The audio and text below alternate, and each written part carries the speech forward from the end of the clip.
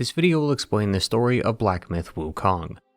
I'll not only be talking about its story and multiple endings, but even delving into its original source material Journey to the West to provide some extra context.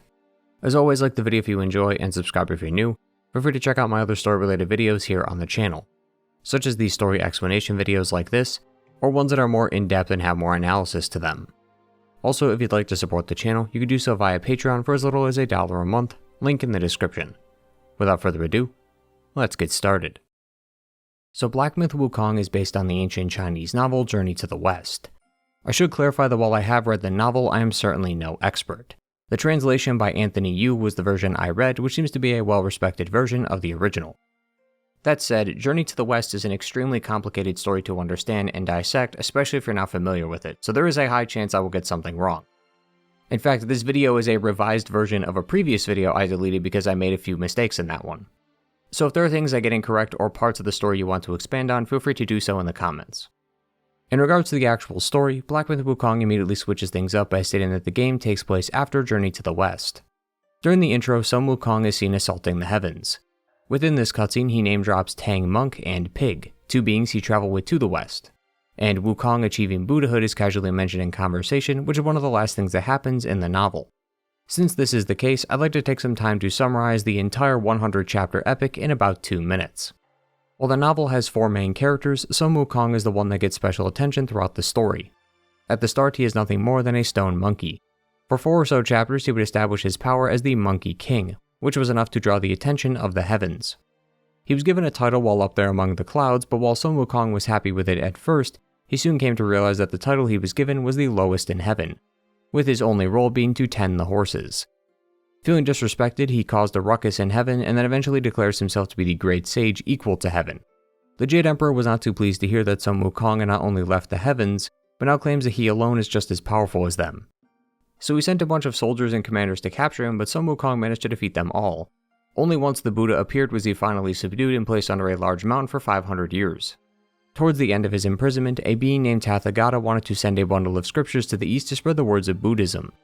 To do so, a monk from the east would journey to the west to where they are, grab the scriptures, and then return home eastward. The Bodhisattva Guanyin was tasked with seeking out their monk, as well as providing him with a few guardians to protect him. It's been told that if a demon eats this monk, they can gain immortality, so he's on the most wanted list. The name of this monk is Tang Xuanzang, but other versions of the novel, including the one I read, call him Tripitaka. 4 guardians were then selected to protect him: Sha Wujing, Zhu Bajie, the White Dragon Horse, and of course, Sun Wukong. The point of these 4 joining Tripitaka is so that they can go down the path of Buddha and reflect on their habits and actions. Zhu Bajie used to be a marshal of the Heavenly Reeds in the Heavenly River, but he got too drunk one day and tried to seduce the goddess of the moon. The Jade Emperor had taken notice and beat him over the head with a mallet 2,000 times. That was of course before he banished him to the mortal realm. His spirit then lingered on, looking for the next body to be reincarnated into, but ended up getting lost and found its way into the womb of an old pig, which is how he was born with both pig and human features. Sha Wujing similarly was a curtain-raising general who served the Jade Emperor, but he carelessly broke a crystal cup at one of the festivals. Now, some versions of the text claim that the cup was actually a goblet, and others claim that it was in a fit of rage and not an accident. But the Jade Emperor gave him 800 lashings as punishment and sent him out of the heavens. Each of them went against the Jade Emperor and continues to go against the teachings of Buddha throughout the chapters. But during this journey, they learn the ways of Buddhism and do at points reflect on their actions. Zhu Bajie, for instance, is caught in the early chapters feasting on travelers, but during their journey he becomes a vegetarian. Throughout their journey, the game will only eat vegetarian meals.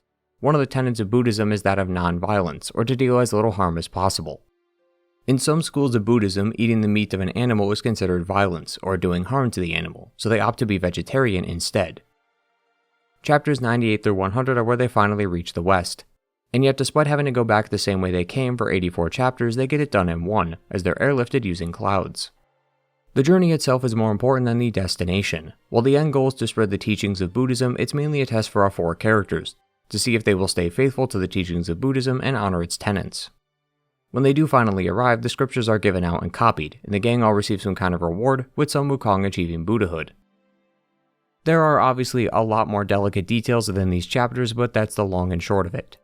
Black Myth Wukong picks up sometime after this, and shows us that all Sun Wukong ever wanted was a life of peace back on the mountain where he and the other monkeys reside. enjoying the desires and simple pleasures of the mortal world. The heavens grew mistrustful of him in his attempts to relinquish his Buddhahood, so they started attacking his kind, which set him off enough to attack the heavens again. Fighting him are thousands of heaven's best soldiers, the 4 heavenly kings who are believed to watch over the 4 cardinal directions of the world, Lanxi, nephew to the Jade Emperor, and according to some of you in the comments, the large man in the distance is Lanxi. His name roughly translates to the giant god or god of giant spirit. He was one of the first sent to capture Sun Wukong back during their first bout, but he was defeated rather swiftly. Was also another being sent to fight Sun Wukong, which is why he wants a rematch, although his actual reason is tied to the game's ending. He provides Sun Wukong with 2 options. Either he loses, goes back to the heavens, and the mountain that houses people is destroyed, or he wins. Will return later for revenge, and the armies of heaven will still level the mountain anyway. Not a great amount of flexibility in those options, Erlang. During the fight, the 4 heavenly kings pepper him with attacks while summons an axe, which according to the novel is strong enough to cleave open a mountain. This is exactly what happens, as while the blow misses Wukong and hits the mountain behind it. Sun Wukong goads into fighting him on the ground before being stopped by the infamous headband. In the novel, Guanyin gave Tripitaka a spell of binding that would be able to subdue his 3 guardians just in case they strayed from the path. The punishment, as described by the novel, is a headache so painful that it can almost immobilize Sun Wukong. What is surprising is that this was supposed to be gone. This was removed upon his acceptance into Buddhahood, and yet it remains, proving that the heavens, even after everything that's happened, still don't trust him. While falling, he's struck down by Erlang and lands on top of his mountain. What was left behind was a stone said to house the remains of Sun Wukong. When he was attacked, he separated all 6 of his senses into 6 relics. We are to obtain the missing 5 and then bring them back to resurrect the long-dead Monkey King. Unfortunately, word travels fast in this world, as once the Yaoguai heard of the battle, the missing 5 relics were already claimed by the 5 Yaoguai kings, who are the final bosses of the upcoming 5 chapters. We, as the Destined One, a monkey of the tribe, are to find these relics and bring them back, thus beginning our journey to the west. Chapter 1, Black Cloud Red Fire, is our first endeavor. Like most of the game's chapters, characters that appear here were also seen in the novel. Chapter 1 focuses mostly on the Black Wind Yaoguai of the chapters 16 and 17. In the novel, Tripitaka and Sun Wukong arrive at Guanyin Hall and are greeted by numerous monks. During the conversation, Sun Wukong mentions the kasaya they carry. To clarify, the novel calls this a cassock, but the game and I believe a few other adaptations call this a kasaya. A cassock is mainly worn in Orthodox and Catholic religions, while a kasaya is mainly worn by monks. For the sake of simplicity, I'll be calling it a kasaya just like the game. This kasaya, though, is important because it was given to Tripitaka by the Buddha Tathagata. The old monk at the temple was so enamored by its design and golden rays that he planned to steal the kasaya that very night. With the help of his other monks, they attempted to set the rooms the 2 were sleeping in on fire so that they could kill them and steal the kasaya. Sun Wukong noticed this treachery and not only used a fire-repelling cover to protect Tripitaka, but he used a wind spell to emblazon the flames, causing even more of the temple to catch on fire. This fire caught the eye of a Black Wind Yaoguai. He was a friend of the old monk, so he came to help out with the fire, only to find and take the kasaya for himself. Amongst the chaos, the old monk went to look for the kasaya only to come up short. Realizing it may have been burnt up in the destruction, he committed suicide by slamming his head into a wall. Sun Wukong then goes to the mountain to confront this Black Wind Yaoguai. He interrupts a conversation between a few monsters, mainly the Black Wind Yaoguai, the White Robe Scholar, and a Taoist monk named Lanxi. Sun Wukong battles them, kills the White Robe Scholar during their initial scrap, and then finds Lanxi later and kills him too.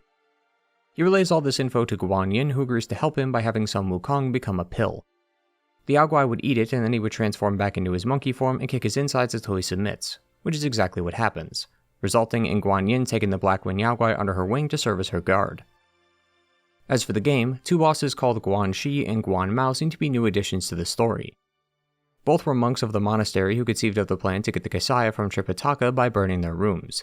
They were apparently killed in the fires, but they somehow came back as Yaoguai. The others from the tale, however, like Lanxi, White-Clad Noble, and Elder Gingy, all seem to have been revived. The codex for the White-Clad Noble talks about some resurrection magic that is used by the heavens. The Black Wind Yaoguai, the one who was taken in by Guanyin, seems to have found a relic and was able to use this similar magic, by attempting to resurrect his old comrades. But he had failed spectacularly. The Yaoguai had resurrected his old friend Lanxi, but he eventually disappeared and was never seen again. His resting place is by the temple where he seems to have hung himself. In that same codex, Lanxi mentions how he shouldn't be here, and that he could barely eat or sleep, further saying, quote, "Living like this on their blood, how could I bear to do that? Tell the master he doesn't need to come see me anymore." The Codex for Lanxi mentions a new grey wolf that replaced the old one and became the new Lanxi. This new wolf that we fight in-game was more interested in battle than the simple ways of Buddha worship, which is why he would eventually go to war with the Black Wind Yaoguai only to be left in a stalemate. Similarly, the newly appointed white-clad noble also feigns loyalty to the Yaoguai and only spends his days reading and writing poetry. In a last-ditch effort, he attempted to resurrect his old pal from the monastery, but that too failed. The soul of the old monk didn't enter the original corpse, but rather fused with various gold and silver coins to create the golem of Elder Gingy. Like his past self, he is still raving about the Kasaya. As the destined one approaches the temple, he finds the Black Wind King. During his servitude to Guanyin, he had conspired a way to get out of her reach and return to the temple. He has since spent the past 500 years rebuilding the temple after the destruction. Upon his defeat, he retreats and unleashes his true Black Bear form. The Destined One manages to defeat this form as well, and receives the first of 5 relics of some Wukong. The Yaoguai then attempts to beg for his life, saying that he will go back to Guanyin and won't cause any more trouble. To cap off the chapters, each one receives a music video detailing specific moments. This one is about the chapters we discussed in the novel. Gingy and the Yaoguai met when Gingy was just a boy. Fast forward and the boy becomes an old monk at the monastery before Tripitaka arrives with his golden Kasaya, only for the monastery to burn down just like in the novel. Chapter 2 continues the stories of chapters 20 and 21. During their journey, they arrive at the Yellow Wind Ridge. There they were met with ferocious winds and a beast called the Tiger Vanguard. It was a fearsome battle, but it ended with the Tiger Vanguard creating a decoy, which he used to distract Sun Wukong and Zhu Bajie while he kidnapped Tripitaka to present to his king. The two catch up to the tiger, who along with 50 other men challenge our duo to a fight, ending in the Tiger Vanguard's death at the hands of Zhu Bajie. Sun Wukong went to confront the Yellow Wind Yaoguai, the leader of this group, but was bested as his wind was too powerful, causing him to go blind. He and Zhu Bajie had to retreat and thankfully found a small house of people who were able to give him medicine to reverse the effects. The people of this house were revealed to be guardians of law from the heavens who secretly helped the group, only to disappear as it turned night. With his strength returned, Sun Wukong set out to find the Bodhisattva Lingji and asked for his assistance, as he was the only one capable of stopping the Samhati wind that the Yaoguai wields. Together, the two were able to defeat the Yaoguai, who returned to his rodent form and was taken back to see the Buddha. Things have changed since that day. The Yellow Wind Sage, the main boss of Chapter 2, is back again and has taken the head of Lingji, who he himself is revealed to be the musician who follows us throughout the chapter. The Yellow Wind Sage wanted power, and the relic of Sun Wukong was a perfect opportunity to get some, but his meager frame could not contain the power, so he took his head to use as the vessel. Helping him guard and watch over this valley are numerous beings. The Tiger Vanguard and Mad Tiger are brothers, and both sons of the original Tiger Vanguard from the novel. Both brothers declared that the Yellow Wind Sage was the reason for their father's death, so they challenged him to a fight only to lose. This is when the Tiger would become the Tiger Vanguard, as he swore to guard the Sage's territory, while the other cut ties to everyone and lived alone. The Tiger Vanguard wasn't too happy with this either, but he knew that the Yellow Wind Sage could not be defeated as long as he retained his power. So from then on, he would quench his rage by feasting on rats day in and day out. The Mad Tiger was driven in madness one day while down in his lair. A man learned to be the Tiger Acolyte boss, and his son paid him a visit asking for assistance. The young boy was inflicted with a disease. They came here to this land because they heard a Bodhisattva was present, but they were nowhere to be found. The father managed to run into the Mad Tiger, who agreed to help by having the boy sip from his gourd. The only way to get rid of this entirely was to remove the Samhati wind that was controlled by the Yellow Wind Sage, who had already claimed victory over the brothers. So this ended up being a temporary fix. The Mad Tiger told the father though that the only way to stop this was to defeat the Yellow Wind Sage, but he hasn't been able to consume human flesh in a while, so his strength had waned. The father decided to help the Mad Tiger out by luring unsuspecting villagers into the well to help him. Eventually the village caught on to what they were doing and they beat the son to death for his father's actions. The father then slaughtered the whole village in response. The Mad Tiger had not seen the boy in a few days and wondered what happened, only to find the result of this feud, the son dead and placed in a coffin, and the rest of the villagers dead along with him. The Mad Tiger from then on promised that the Yellow Wind Sage would get what he deserved. Patrolling the valley are also stone Yaoguais. When the Yellow Wind Sage came to the valley, he required the help of the local keepers and mountain deities, because he wanted to defeat the Buddha-headed stone Yaoguai. These Buddha heads were initially found on top of the Shigandang boss. Upon its defeat, the essence of this creature only went to the mountain deities and not the keepers. These then became known as the Mother and Father of Stones. They would birth unfathomable amounts of stone Yaoguai to help protect the valley, with the first being named the Son of Stones. While the Father and Son of Stones are not seen in chapters 2, they are found in chapters 5 and 6 respectively. The father had abandoned the family, and the son went out to search for him, leaving the mother alone in the valley. The man in stone, which you could find tucked away within the valley, was that keeper. He never received that power from the Buddha-headed stone Yaoguai, so he transformed himself into a stone Yaoguai to get closer to the Mother of Stone and take her power. It didn't work though, as he was caught and only managed to obtain half the essence required, leaving him permanently as a stone, but without the power to reap the rewards. This valley also holds a unique connection to the realm of gold. Within this realm lay a beetle called Fuban that would periodically awaken and devour anything in its path. The Yellow Wind Sage came to this place and harnessed the beetle's power, but that's when they would meet with Sun Wukong and Tripitaka, resulting in his defeat, which turned the once great kingdom into a desolate wasteland. When we talk to the Yellow-Robed Squire, we seem to go back in time, as there is no reason for either of these beings in this level to be here. The Yellow Wind Sage was defeated by Sun Wukong and taken by Gingy, only to eventually escape, so he shouldn't be here. And the Tiger Vanguard here is the Tiger Vanguard from the novel, as his codex description is taken directly from the novel. This location actually gives us a visual look at something that was hinted at in a codex. The Yellow Wind Sage had quelled the calamity of Fuban, earning lots of favor with the king. At the sage's suggestion, the king issued the Rodent Reverence Edict, which would allow rodents from all over to migrate here. The first prince of the Flowing Sands disagreed with this and was promptly put in jail.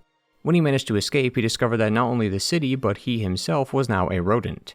The Yellow Wind Sage had seemingly transformed everyone into rats.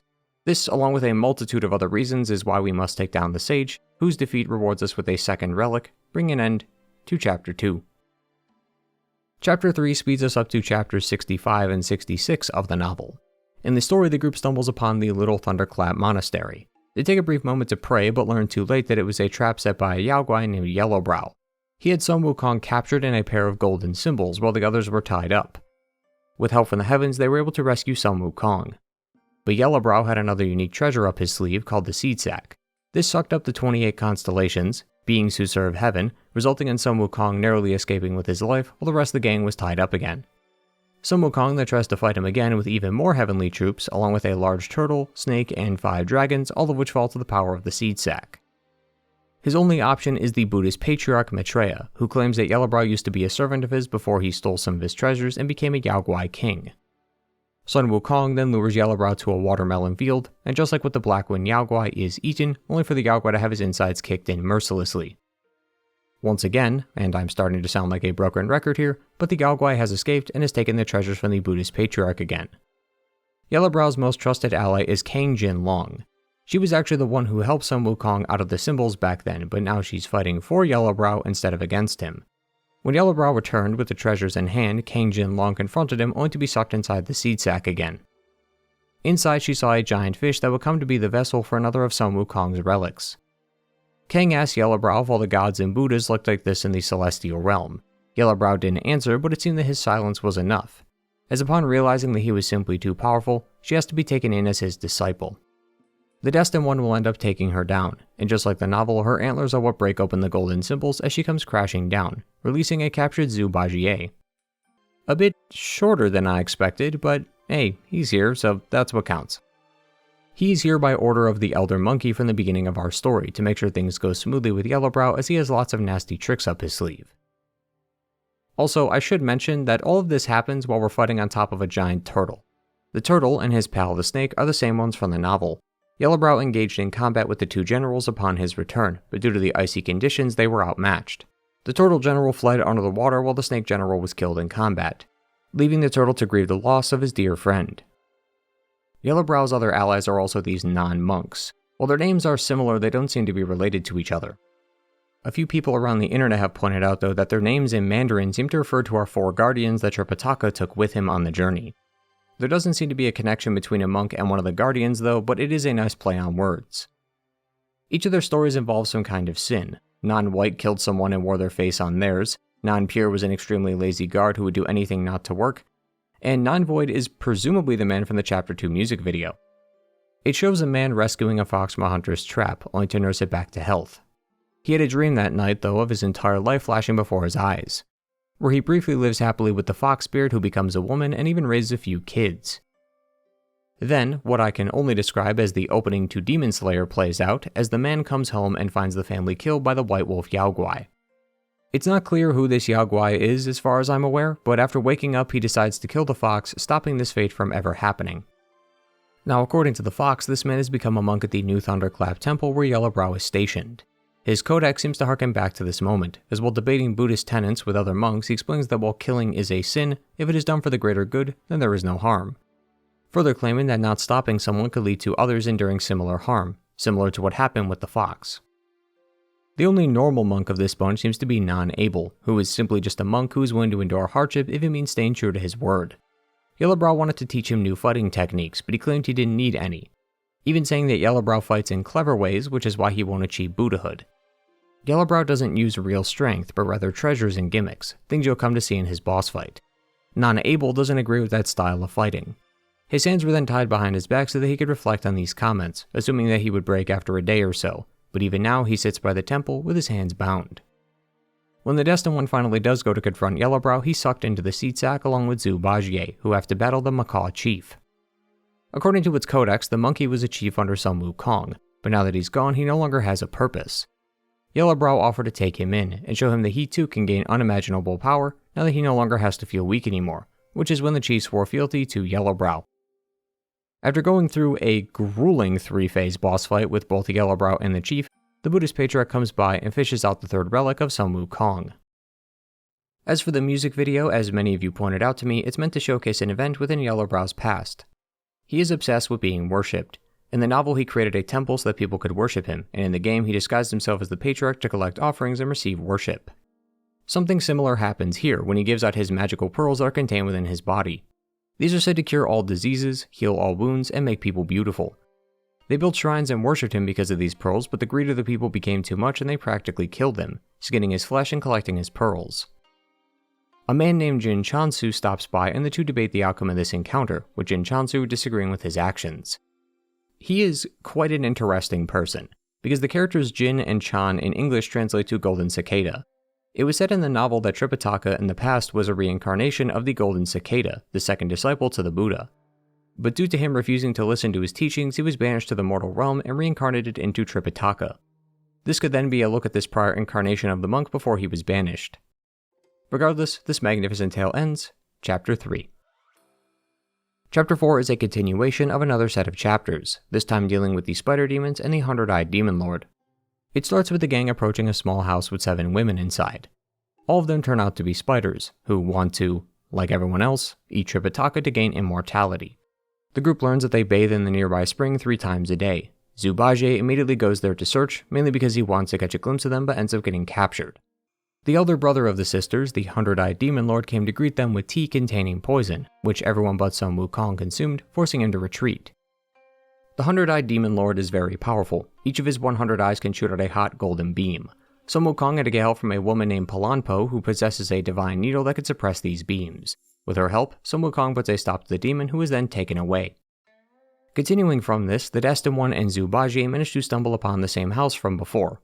The head of the house is the Violet Spider. Her codex explains that Zhu Bajie had killed all the spiders during their first meeting back in the novel, but spared one. She then gave birth to 6 daughters, who are the other spiders we meet during the chapter.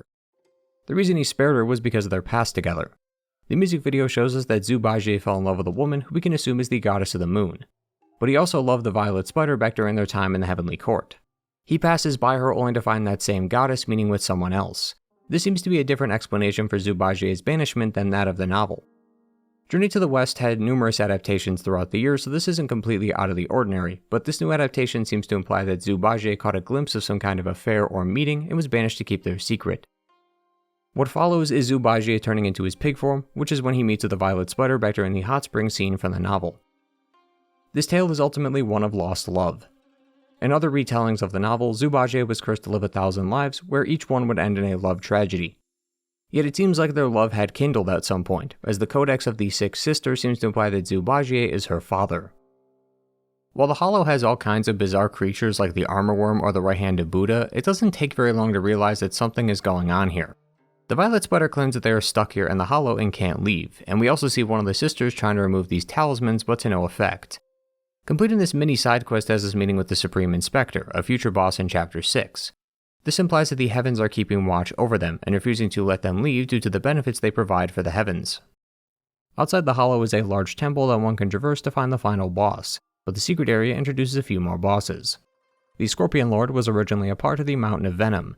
However, his wife, the Scorpion Queen, fell out of favor with him because they only bore men and wanted to pass off her skills to her daughters. He left only for the queen to run into the gang and die thereafter.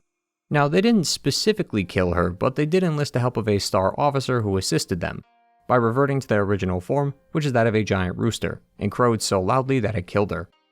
The final boss of the secret area Duskvale seems to be this rooster.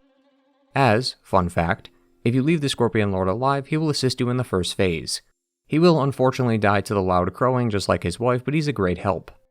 Plus, if you can't beat the Scorpion Lord during his boss fight, then just skip it and go here, as when you return, the Scorpion Lord will be dead. When it's defeated, the snake you meet earlier in the level comes by showing her true form. She seems to be the wife of the Star Officer. She came here to learn about the mysteries of this valley. This mystery might be related to the Resident Evil Mega Mycete hanging in the background. She also couldn't very well put the man down out of respect for his mother, which is why she called upon us to do it. A needle will then fall from the sky, the same needle used against the 100-eyed Taoist in the novel, and, amazingly, can also be used during his Golden Beam attack to nullify it completely. Along with the needle were also helped by the Spider Sisters. Their mother was the vessel for the relic and was supposed to capture and defeat Zubagier, but she ultimately failed. The 100-eyed Taoist realizes that the Destined One is coming for the relic and needs more power, so he betrays them to harness the power of the relic for himself. While it does come at the cost of Zubagier's lost love, we do obtain the 4th relic, leaving us with just one left to go. Chapter 5 has the Destined One dealing with the Bull King and the Red Boy. Within these chapters, the gang happens upon a small boy tied to a tree. He's later revealed to be a demon known as Red Boy, who distracted the group long enough to kidnap Tripitaka. Sun Wukong is surprised to hear that name, as the boy's father is the Bull King, a friend of his from back during his early days before he challenged the heavens. He goes to see the Bull King, but is stopped by the Red Boy and his 5 elemental carts. The battle was fierce, but the Samadhi flames Red Boy commanded were too powerful and they had to retreat. After many failed attempts and multiple retreats, it ends with Sun Wukong enlisting the help of Guanyin, who subdues Red Boy with her Red Band spell and has him serve as a servant. This is a few dozen chapters later, but the group will then run into a mountain obstructed by fire. To remove the flames, they need to borrow the Plantain Fan, which belongs to Raksashi, mother of Red Boy and wife of the Bull King. She isn't too pleased with Wukong after hearing of her son's fate, so instead of giving him the real fan, she gives him a fake. This forces him to confront her again, this time by stealing the Bull King's golden beast, and then transforming himself into the Bull King to trick the wife into handing it over. Once the Bull King catches wind of this, he fights Sun Wukong but is forced to surrender, which lets the gang use the fan, giving them a way through the mountain. As for the game, the Destined One and Zubagier will come across the land owned by the Bull King. The place is overrun with these zombie-like creatures who, according to the Codex, are from the underworld. The Bull King's forces are trying to push them back, but one of the captains says that Red Boy has been wreaking havoc with his elemental carts and must be stopped. While on our way, the Destined One will run into a fox tied to a tree. She is the Bull King's daughter, Ping Ping. In the novel, the Bull King and Raksashi aren't on good terms. The Bull King left her for a fox spirit named the Princess Jade Countenance. The game seems to add that these two also had a child as well. Later, when the fox spirit died, Raksashi took her in as her daughter, which is why she's here with them. Ping Ping also adds, however, that Red Boy is back despite initially being under the service of Guanyin, and that he's imprisoned the Bull King, kept a close eye over Raksashi, and generally made a mess of the place. While traveling, we run into quite a few unique bosses. The bosses quick as fire and fast as wind were seen earlier terrorizing Ping Ping. They were two ruffians who spent most of their days stealing from the rich. They were eventually caught and apprehended by authorities who sentenced them to be beheaded for their crimes. One of the duo, though, was part of the Falling Head clan and was able to teach the other a few tricks, which seemingly involved retaining their souls in their heads, as when they were killed their heads floated away, eventually becoming the Yaogwai we see today. That's not the only pair of two in this section, though. Cloudy Mist and Misty Cloud were initially a ghost with 3 heads and a mountain deity respectively, who did battle with one another until Red Boy recruited them into his army. And Top Takes Bottom, Bottom Takes Top is the other. There was once a woman who was originally the wife of a man named Zhu. He was displeased with her, so he took on another wife. This woman ended up being a Yaogwai, who had joined up with another Yaogwai to attack the carriage they were all riding in. However, they were stopped by Raksashi due to the power of her Plantain Fan. Now on Raksashi's orders, they guard this place and kill anyone who dares enter. Heading further up the mountain, we are greeted by the Keeper of the Flaming Mountain. In his codex, it explains that he and Raksashi had met long ago. His job was to tend the flame of a furnace, but he ordered Raksashi to do it since he was older. His master took a liking to her a lot more than him, which made him bitter. The master was even willing to replace the fan she used for the furnace without hesitation. This fan likely became her iconic Plantain Fan. Towards the end of the codex, he started to grow affectionate towards her, but the master had other plans. She was to marry a Yaoguai who was likely the Bull King, so the Keeper never had a chance to be with her, which is why he's trying to earn her approval right now while the irons are hot. Except he was tricked, as Raksashi was Zubajie in disguise. The fight is an intense spectacle, thanks to him using some cheap tricks, like having my game drop frames and even ripping the textures right out of the game in real time. Technical issues aside, it was a cool fight. Afterwards, we run into Ping Ping again, who found the Plantain Fan. I like the little nod to the novel here, as Zubajie asks if the Plantain Fan is a fake, recalling the time that they were tricked by Raksashi. But don't worry, this one's real.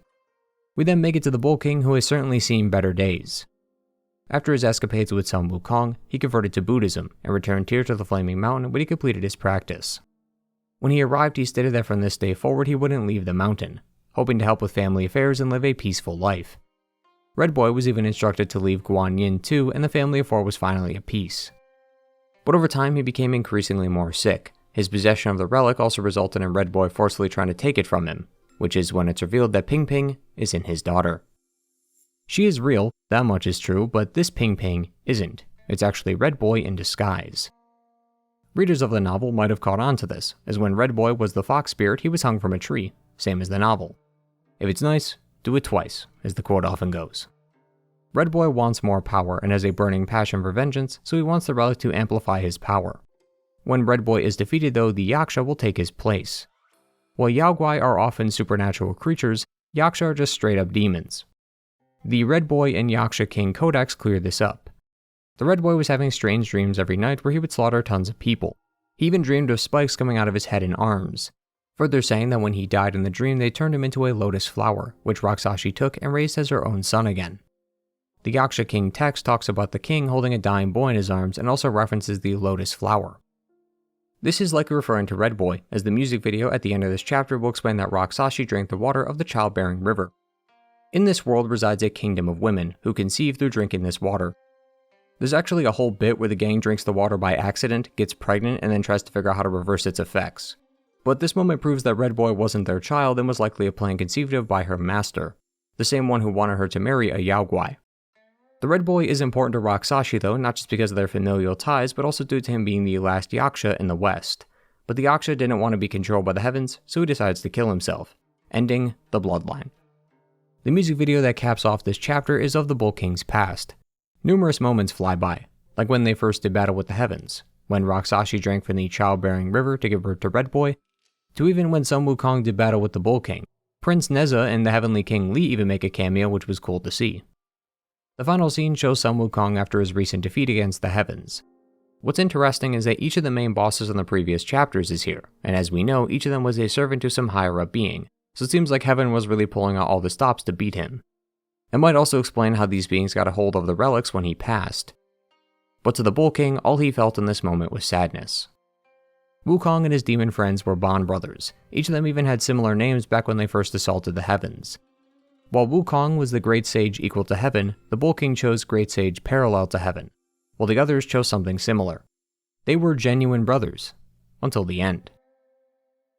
Chapter 6 is unique in that it doesn't have a novel tied to it, as this is about the Destined One returning with the relics in hand. Heaven isn't exactly happy to hear that we're trying to resurrect Wukong, given all the effort they spent trying to defeat him, so they send in hundreds of celestial guards to take us out. The Destined One is briefly stopped by the Supreme Inspector, the Jade Emperor's most loyal enforcer. Afterward, he must acquire the mythical armor and the weapon of Sun Wukong. This will require us to use Sun Wukong's iconic somersault cloud to get around to find a few unique bosses. Each of these bosses contains the armor of Sun Wukong, by way of them being the armor. Sun Wukong's clothing seemingly transformed into these beasts, each one reflecting a different part of him. The location of the weapon is honestly one of the best parts in the game though, as it's found in the Water Curtain Cave, where Sun Wukong first became the Monkey King. Back when he was a regular monkey, he and his other monkeys found a cave. They agreed that whoever could find out where the stream of water they drank from led to, then they would surely be worthy of the title of king. Sun Wukong chose to go and found a wonderful little cave, filled with all things a monkey could need to survive. From then on, the monkeys would live in this cave with Sun Wukong as the Monkey King, and this was his throne. There is so much history, just in this one little cave, so it's cool to see it referenced in-game. At the top of the mountain is the stone. We've had our own little journey here, and now it's time to finish it. As we touch the stone, we're greeted by the Elder Monkey. He says that we are in Sun Wukong's memories. As we row by, we hear moments that are from the novel, ones that didn't make it into the game. One of them is even my personal favorite. It's when the group stumbles upon a young woman who Sun Wukong kills because he knows she's a demon. Tripitaka doesn't believe him and thinks he killed her in cold blood. Unfortunately, the demon managed to slip away, so he has to do this 2 more times, all looking like cold-blooded murder. Tripitaka in anger lashes out at Sun Wukong and forbids him from continuing the rest of this journey. This is the first time since the group has formed that infighting has started, resulting in one having to leave. It's a really great chapter. Basically, if you haven't read Journey to the West, this should be enough to catch you up on most of Sun Wukong's history. And if you have, then this is just utter fan service, and I frankly couldn't be happier to hear about his tales again. While here, the Elder Monkey clarifies what's actually going on. Sun Wukong was never going to come back, but that doesn't mean he is dead for good. We are to be his successor taking on his name. We are to become Sun Wukong. To do this, we must defeat his broken shell that's stripped of his 6 senses.